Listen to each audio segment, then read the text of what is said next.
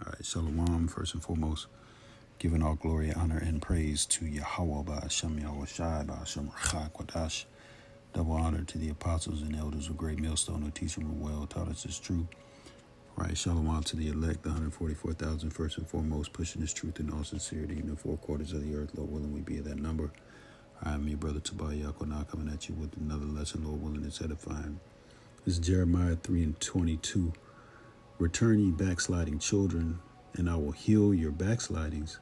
Behold, we come unto thee, for thou art the Lord, our power.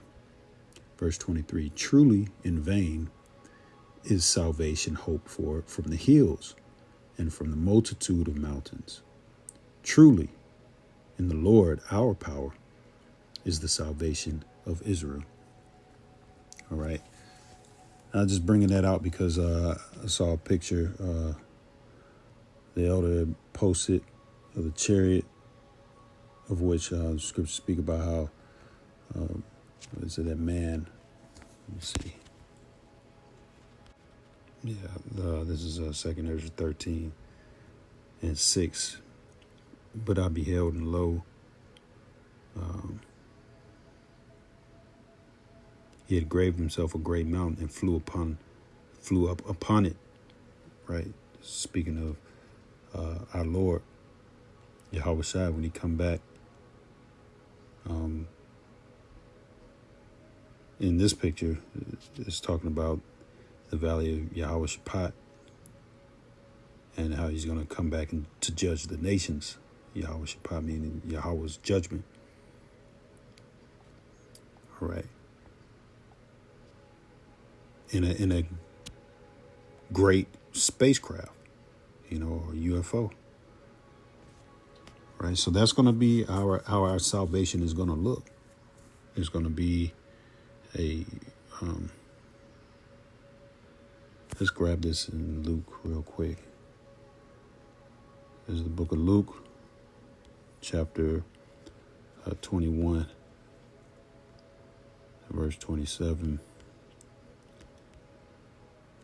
And then shall they see the Son of Man coming in a cloud, that cloud being a chariot, UFO, UAP, whatever you have, with power and great glory. And when these things begin to come to pass, then look up and lift up your heads, for your redemption draweth nigh.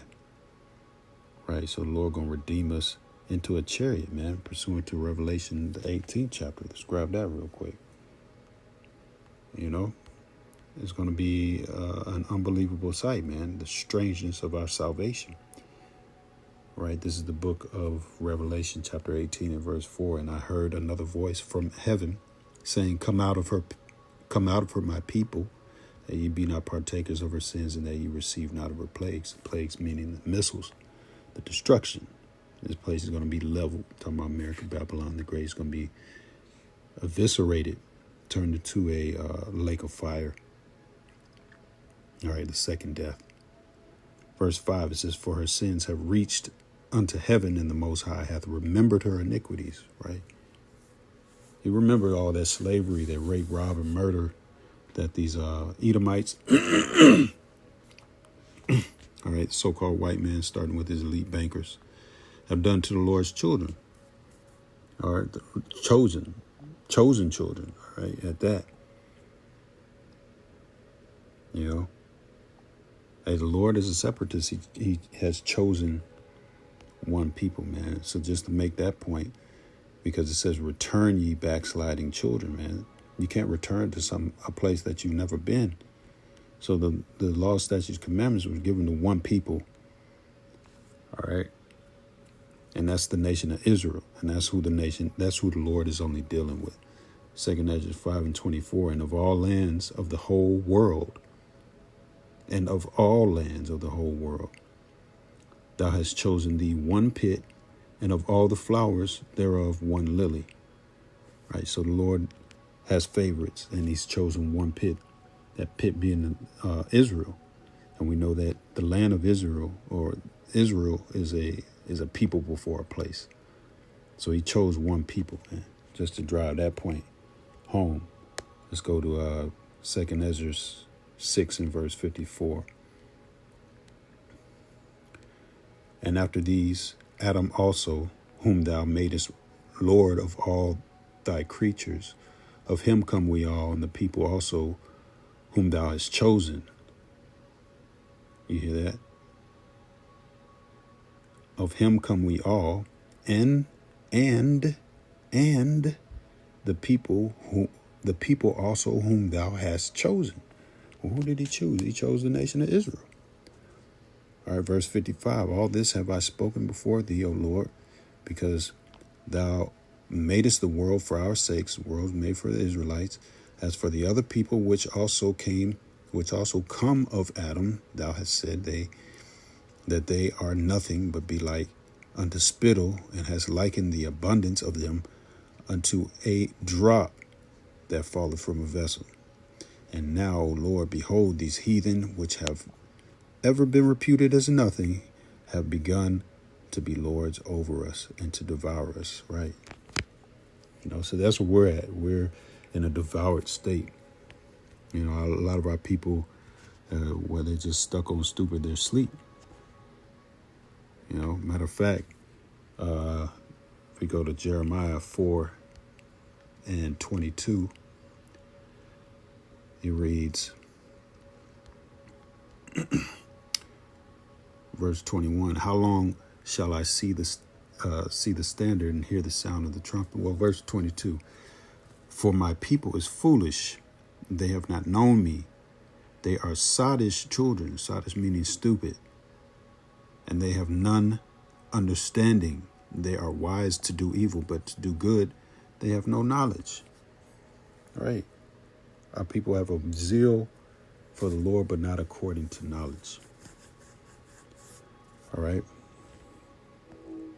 So,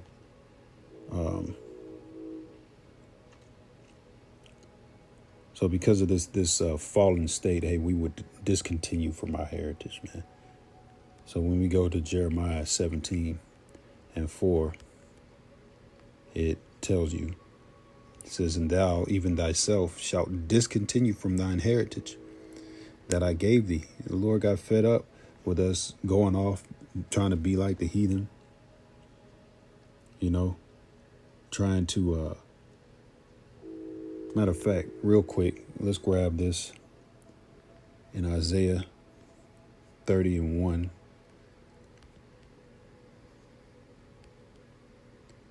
Woe to the rebellious children, saith the Lord, that take counsel, but not of me, and that cover with a covering, but not of my spirit, that they may add sin to sin. That's iniquity, sin to sin.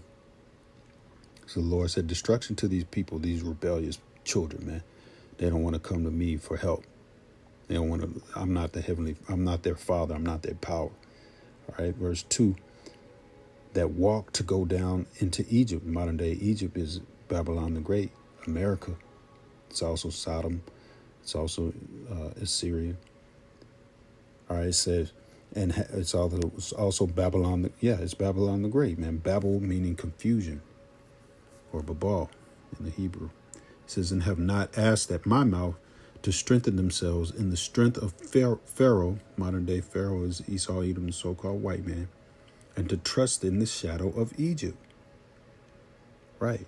Verse 3, therefore shall the strength of Pharaoh be your shame, and the trust in the shadow of Egypt your confusion. Right. So our people, this is a pattern that our people have always done, trying to be like the other nations, man. All right. And at a certain point, the Lord just gave us over to that reprobate mind as a whole nation. All right. So back to Jeremiah 17 and 4, we'll reread that.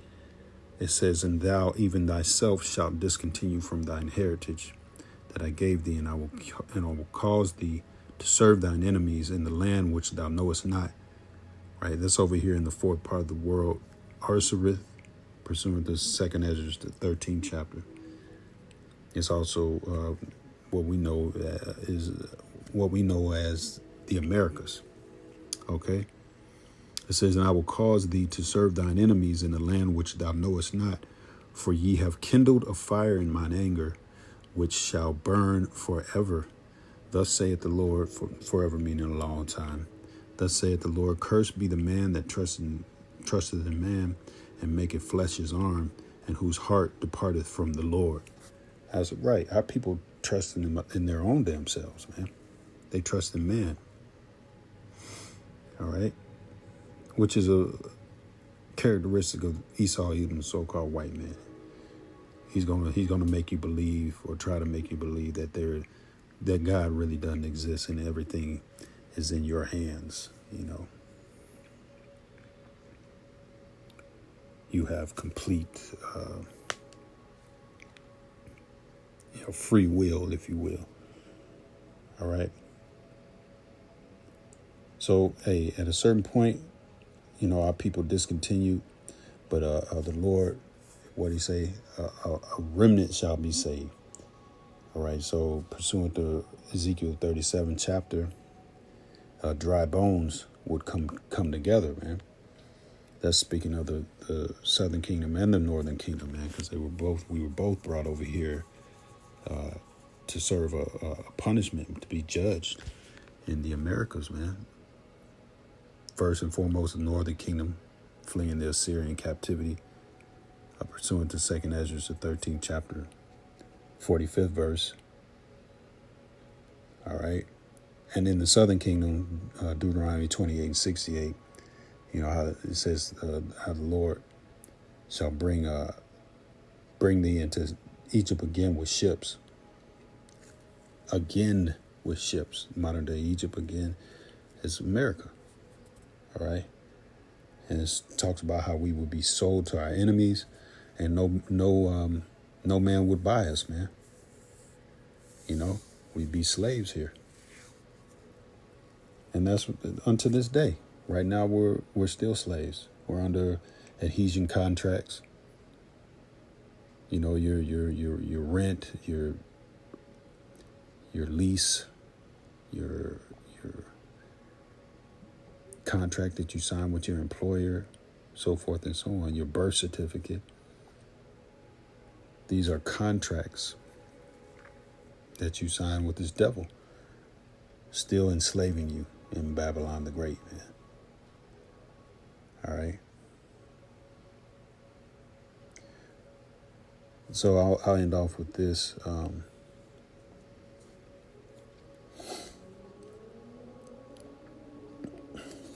I don't know if I grabbed this already, but if I hadn't already, I'll grab it.